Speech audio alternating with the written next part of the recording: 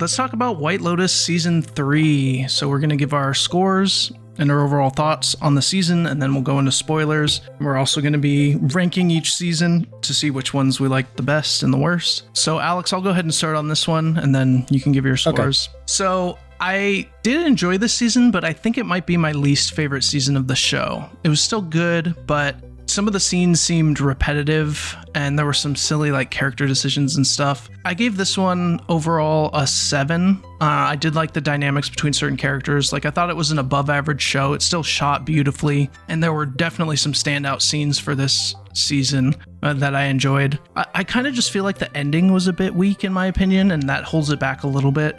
Some of the other seasons had really strong, both the other seasons had really strong endings, and this one, it just wasn't my favorite ending. So okay, I think I would put this at the bottom, but still a good show. Still enjoyed it. Yeah. So I gave it a 7. Okay. I think I'm similar. Yeah, I think out of all 3 seasons, I think this one's my least favorite. I gave it a 7 too. For some reason, this one, it took me a little longer to hook me into the season for some reason than I did the other seasons. And the ending, while I do agree that I think it's probably the weakest ending, I do think it had one of the most uncomfortable scenes to watch in the whole series for me. I get what you're saying, and I agree somewhat. But there are certain things I do like that this season did more than the other seasons. But overall, I think I would have to agree with you. But the acting's still great. Acting's great. The location's still great. Yep. The music's still weird and great. Yeah, and this season felt darker. I mean, you watched them kind of all back to back. This season to me felt darker than the other seasons. Yeah. Is that true, or am I just I haven't seen the other 2 seasons in a while? No, I agree. Especially with the way that season 2 ended, I felt like, this one, it was more like... Obviously, in the other seasons, someone dies, right? But in this one, it felt like they could die more of a nefarious reason or on purpose or there was something hanging over the season that was a little more dark. Yeah, for sure. It felt more ominous. Yeah. And even despite that, like some of the other characters, we'll get more into it into spoilers, but yeah, it definitely seemed darker with like some of the Ratliff family stuff was pretty dark, and it was a dark season for sure. I will give this season credit in that sense where excluding the final episode, like you said, to me, they kind of did a good job with weaving the storylines and me kind of guessing, okay, anybody could be shooting anybody. Like they kind of weaved it, they kind of set it up to where like it really could be anybody. Yeah, I agree. It could have been. I feel like it did that better than the past 2. Like the past 2 seasons, there was usually one storyline where you kind of knew where it was heading, or at least I did. Maybe I don't know. It's been a while. From what I remember is like there was always one storyline where you knew like, oh, these people aren't going to die. But this season, I feel like any of them could have. Yeah, I agree. They did a good job of that, keeping you guessing. Yeah, and again, the acting was great. What's his face? He was in Fallout. What's his name? Yeah, the guy you have up here. I can't remember the actor's name. The actor's name. Walton Goggins. Yeah, there you go. He did great. Yeah, he was good. They all did great. Even like Patrick Schwarzenegger, I didn't know that dude could act. Yeah, he did great. He did great. Yes, I agree. And I feel like we'll get into spoilers when we'll talk about it. This is the kind of show where it's better at talking spoilers. Yeah. So let's go ahead and get into spoilers. So spoiler alert for The White Lotus Season 3, and we're also probably going to be talking about Season 1 and 2. So yes, just fair warning on that too. Yeah, so with Patrick Schwarzenegger, I feel like there's always one of those characters that is the douchebag and you kind of like end up liking him. But there was like a scene, and I don't know if you remember, but it stuck in my head where he was talking to Chelsea. To Chelsea, yes. And then, what's his face comes back and she runs off to the beach and you can kind of see his face just like... Yeah. I don't know. The way he acted, I'm like, man. His facial acting in that scene, he looked emotionally destroyed and I felt so bad for him. Yes. And like I truly think he is trying to better himself. And I was actually hoping, and actually I read that Patrick Schwarzenegger even said this in an interview. He said he wished that his character would have like sacrificed himself for Chloe. He's like, that would have been a perfect arc for my character to go from like douchey to finally connecting with someone and trying to be a better person. And with how his character started, I did not expect him to be one of the characters that I like empathized with, but he did such a good job. Yeah, seriously. Of like showing the growth. Douche. Yeah, it was really good. So, the acting was freaking great, and the season was just as weird as the other two seasons. Yes. It's like that family is so freaking weird, dude. Yeah, the Ratliffs. So weird. The mom. Did you ever see Schitt's Creek? I have not. No. The mom reminded me of the mom at Schitt's Creek. It was. I actually have read a lot of people want to like watch that family, like the spin-off of that family back in the States. Yeah, we go into Schitt's Creek because they're gonna be poor. That's the whole theme of like Schitt's Creek is they lose their money and they go to like some small little town. That's funny. So that scene I was talking about where Tim was like gonna like making him drink the poisoned smoothies. Dude, that was so uncomfortable to watch. When I was watching that, I'm like, oh god, no. That's probably the most uncomfortable I've been in this whole series, like watching. It was just so, ugh. Yeah, watching that for sure was, I couldn't believe that he was doing it. Even though they built it up, and like it makes sense because he asked each of them how they would do if they were poor, and they're all like, oh, I wouldn't. And then he tried to like save the one who did, Lachlan. Mm-hmm. But man, still. Maybe this is my dark freaking Stephen King mind going, but I thought it would. Like Lachlan was gonna die, and he was gonna find out that he was fine. Like they weren't gonna lose anything, so like he died for nothing. Kind of. That would have been so dark. That would have been, yep. Or like if he would have killed his whole family, and then like he got a call. Oh, you're good, Tim. Just they something or whatever. Could you imagine that? And his whole family's dead. Yeah, that would have been horrible. I was almost wondering if that was going to happen, but it didn't. And I'm surprised Lachlan lived, to be honest. I actually thought he was going to die. Yeah, I felt at a moment there, I was like, dang, he's just going to die here. Because they showed him like under the water, the whole like dying death scene pretty much. So what did you not like about the final episode? So I just feel like Rick, his acting was great, but the decisions the character makes are so silly. Like he goes and assaults the owner of the hotel, and then he just goes right back to the hotel. That doesn't make any sense. Seriously. And how come the hotel is not like? How come? The dude he assaults, like they own the hotel. Why don't they say, hey, don't let this guy dude in? Like, I guess you could argue that apparently that was his father, so maybe he's like let it slide. Yeah, but he didn't seem to really like him, or like I don't know. That was random too. When she's like, "He was your father," it sounded like Star Wars. I was guessing that he might be his father with the way he reacted to the name of his mother. And I thought it was going to be revealed before, like, and then maybe he killed him, but then he just killed him and then had it revealed. Yeah, and like Chelsea, I liked Chelsea as a character, but like just how loyal she was to Rick was crazy, and it ended up getting her killed. And like she even said in the show that he would get her killed or something like that. Yeah, it comes in threes or whatever. Yep. I don't know. The ending just seemed like they had to have characters do things in a silly way to get to the spot instead of like really having it organically come together. Organically, yeah. I agree, and I think it is Chelsea's fault, because even there's a scene where she even had a little spark with Patrick Schwarzenegger. What's his character's name? Saxon. Yeah. Remember, they had a little bit of chemistry. Yeah, and I think she noticed it too, like when they on the she bed, did. Oh yeah. And she like immediately backed off and was like, "Nope, I gotta go." Definitely. So like she picked the wrong guy. Yeah. He was trying to better himself, and what's his face was not. Yep. He just. And I liked that character. I agree, up until that point. Yeah. Like, because to me, I mean, I don't know, maybe you're in a bad headspace, but even then, I mean, I don't know. I know he is having like anxiety and stressing and worry, but that just felt very, like you said, it felt like just, they're like, oh crap, we had a gunfight in the first episode. We need it to end. There needs to be something.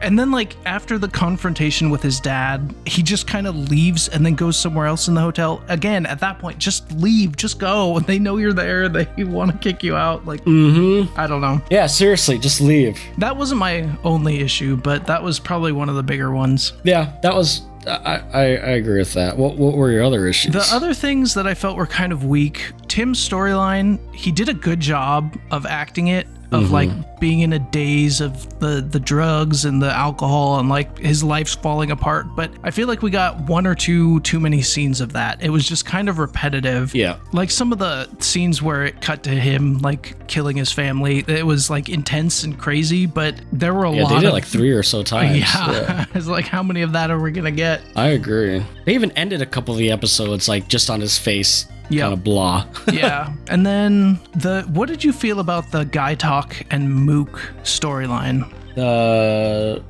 security guard guy. First of all, security guard guy needs to dump that chick. She's only with him now because he freaking killed someone, pretty much. Be a man. Yeah. Okay. But no, I thought that was, out of all the seasons, this season had the worst with the staff. Yeah, I agree. As far like the storylines with the staff, it was the worst this season out of all 3 seasons. And that was the worst storyline overall. That went absolutely nowhere. I was like rooting for him at first to like, oh, go get the girl. But yeah, she turned out horrible. Like, I did not like her at the end. No, I didn't either. I'm like, dang girl, okay.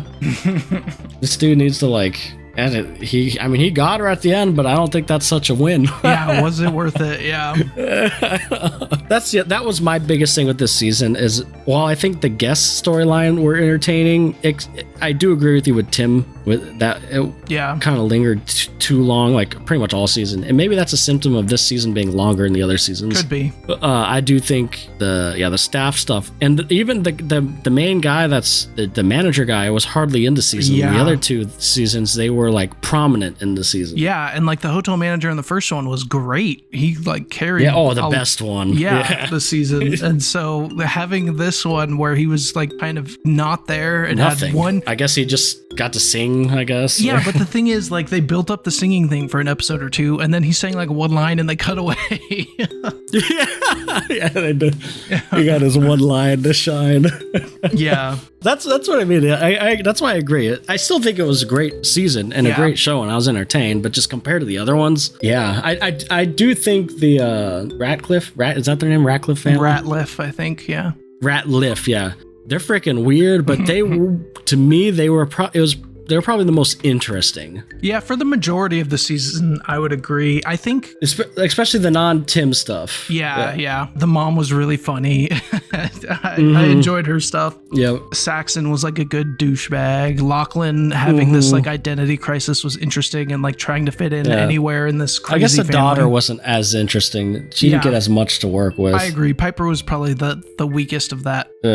Those scenes. Yeah. But like also those 3 women that on a trip, they really had nothing to do with anything, did they? No, not really. But I actually ended up in the last episode. I feel like they had the best scene together.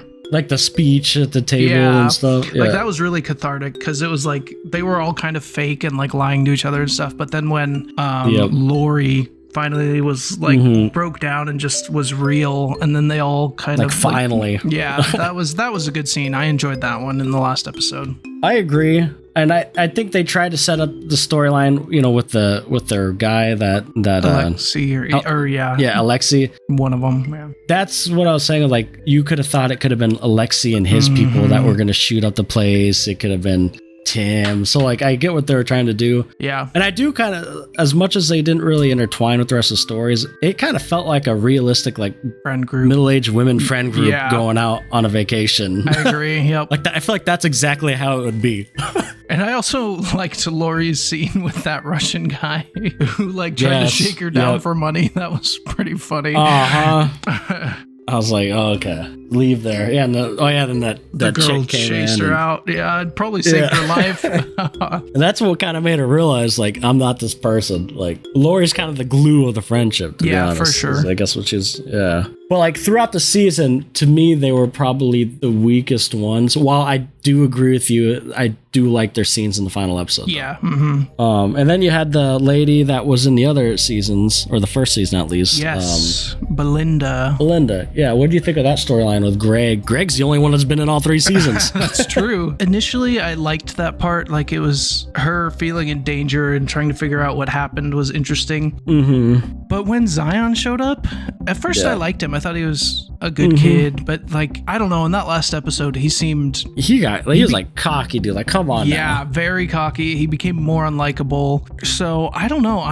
And then, like, Belinda, after she got the 5 million, she kind of turned into Tanya with her speech to Porn Chai. It was like the exact same speech that Tanya gave her. I was gonna say that had to be like on purpose, intentional, right? Yeah, because it was exact the same. Granted, in her defense, like I don't think she like promised anything like Tanya did. Like Tanya was like promising and stuff. I think they were just talking about it. Yeah, I agree. But still, I see. Yeah, I agree with what you're saying. It's still. So I don't know if I like where it ended up, and I don't know if we'll see them again or not. But what about Greg? Or was that his real name or his fake name? I don't remember which one. I think that's his real name, maybe. Yeah, Gary. I don't remember Gary is the one he faked. Yeah. Okay. I thought he did a good job of being like menacing and like just. He was kind of intimidating. Like, yeah, it's like weird, intimidating. Like, so is his storyline kind of wrapped up then? Like, we don't need to see any more Greg, do we? Yeah, I kind of agree. I don't think we really need it. I mean, we know he did it. He has his money. She has her money. Belinda has her money. I don't know really where they go from here with that. Yeah. And also, are these White Lotus hotels... like, who's gonna stay at these now after three different White Lotus hotels? And this one was like an actual freaking shootout. Yeah, with a celebrity there too. Yeah, seriously. Yeah, that's gonna get some media attention. I do think this, while I don't like I don't like how it ended up there, I do think this was like the saddest death out of all 3 seasons. Yeah, it was tragic. Like Chloe. Yeah. Chelsea. Like, I think I was more sad. Or Chelsea. I said Chloe. Chloe's her friend, I think. Yeah, that's right. Okay, I knew. Yeah, see. Yeah. I knew. Similar names. I was just testing you. I passed. I do think she was the saddest death out of all 3. For sure. Yep. Like Rick kind of brought it on himself, but like that is tragic. Her dying. She's just like bystander. I mean, she kind of brought it on herself too, but she's like a kind soul kind of thing. Yeah. You know, like, I think the underdog best character of this season was Sam Rockwell's character. He wasn't in it that much, but he had that monologue in like episode 7 or 8 or that whatever. Freaking monologue, that was dude. Insane. I was like, dude, what the hell am I watching? If someone like Carol walked in while I was watching this, she'd be like, what are you watching? Yeah, that was so weird, but such a good monologue. Like, I don't know. He played it perfectly. I enjoyed that. He did. I did like seeing he went to the monks afterwards, man. He got the ending, man. Yeah, that's good. That's good. He went to the monks. He's finding peace after all the craziness again. Yeah. Freaking Rick screwed him up. He did, and he didn't really care. Like, he thought about it for a second, but then just, yep. All right, so yeah, how would you rank the seasons? Yeah. Honestly, I think my favorite season was season 1. Okay. I think the hotel manager was the best, obviously, and like the death was surprising. But it made sense. It had like build up. It was like both funny and weird and shocking, and I think the interplay between the guests in season 1 was also the most actual like talking and interplay. This season definitely did have some, but I feel like the best was season 1. I feel like then I would probably put season 2 next. I think it was the best like shot. The story was a little more what's the word? Crazy. Yeah, especially the ending. And yeah, when she was like going to that dude's uncle's house or something, that weird place with Tanya and all that weird stuff. That was the greatest freaking death, man. That was so realistic. Yeah, that was like she survived. She just freaking that was. But that's something she would do though. That's her character. Totally in character. Yes, absolutely. I laughed. I don't know if that was supposed to be like intentional or not, but I laughed. It was darkly funny. Like yeah, darkly funny. Yes. So yeah, and like I think the camera work in that season was really good, and the intricacies between like what's her name, April from Parks and Rec, and that whole friend group was really interesting too. So I think I would rank them honestly top as as 1, then second as 2, and then the last 3. Okay, so 1, 2, 3 pretty much. Yeah. How about you? Yeah, I don't know, man. I'm flipped between 1 and 2. I'm not sure. I think I agree with you. I think overall, I think I like season 1 the most. But sometimes, like, I think about season 2, and I like that friend group, the storylines with that. I love the generation with the dad, the son, and the grandpa. And I think I like the characters more in season 2. Okay. I think I don't know.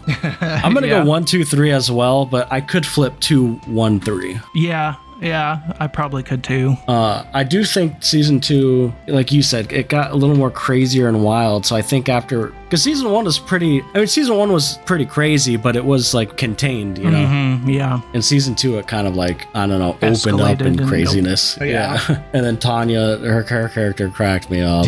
Yeah. And I really liked watching that friend group because it was just weird. I mean, obviously this theme of season 2 was sex. And season 1 was money, and season 3 is religion. But I'm gonna, I'm gonna go 2, 1, 3. Actually, the more I'm thinking about it, I just found the character dynamics in season 2 really interesting. They were for sure. Yeah, so I'm gonna go 2, 1, 3. Okay. Right now, at least. Yeah, I could flip. Yeah, I could flip. I need to rewatch it because I watched season 1 when it came out and season 2 when it came out, so it's been a while. Yeah. I want to rewatch them because since season 1 have like Sydney Sweeney too, and what's her face, Alexandra Daddario. Yep, and then Sydney Sweeney's little brother is the the king from Gladiator. Oh, that's right. I didn't realize that. Yep, there's a lot of like random. That's right, because he wanted to like sleep out on the beach and stuff, right? Yep. Wasn't he like sail away or something? Yeah. Okay, it's coming back to me. I think you're right. I think season 3 is definitely the weakest. I'm thinking back on those seasons. And just the character dynamics. Still good. But as a self-contained story, like if I were to tell someone just to watch one season, even though they all kind of don't connect, I guess they kind of connect. I would say season 1's the best self-contained story. Yeah, for sure. But do you like the show? I know I told you to watch it, so I do like it a lot. Yeah, you like it. Yeah, I like the structure of like seeing there's obviously been a death and then trying to figure out what's going on, and just like the intricacies between the characters is really well done. Yeah, and I like the guy who created it, which like you said, I had no clue it was what's his face from School of Rock. Yeah. Even he said, like, because people are like, oh, it's like a whodunit, but he's like, no, it's more of a character study show than a whodunit. It just so happens to be like, a whodunit that hooks you, but he's like, this is more of a character study. Yep. I totally get it, because each season, obviously, there's themes, and yeah, I knew you'd like it. It's weird, it's quirky. I don't think the show's for everyone. Yeah. But I knew you would, like, appreciate the way it's filmed and written and stuff. Yeah, I liked it a lot. Good recommendation. And it's addicting. It is. Like whenever it ends, like I just want to know. Yeah. Yep. You did fly through them pretty quick. I'm impressed. But sweet. Yeah, I was excited to talk through this one because I don't know. It's. I feel like this is a different kind of show than we normally talk about. It is. Yeah. Next season we'll have to do it week by week so we can throw out our theories and stuff. We just had so much stuff this time. I know. We had so much stuff and we've been busy or sick or cool.